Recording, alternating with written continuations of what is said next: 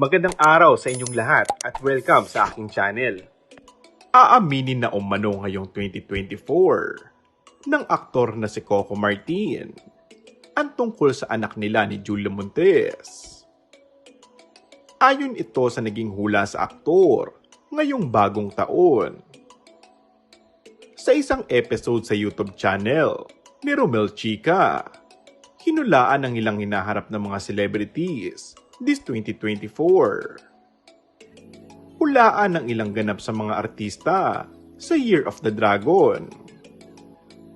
Kabilang sa hinulaan, ang batang Quiapo star na November 1, 1981 ang birthday.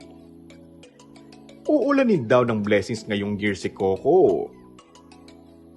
Maliban dito, ngayong taon din daw posibleng aminin ng aktor na may pamilya na siya at ang ina ng kanyang mga anak.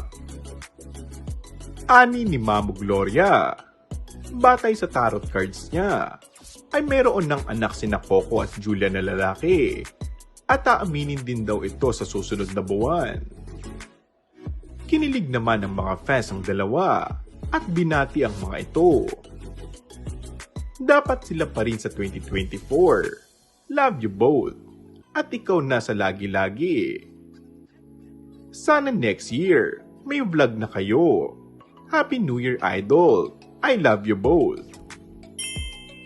And that's all for our today's video. Kung bago ka lang sa aking channel ay mag-subscribe at pindutin na rin ang notification bell. Maraming salamat!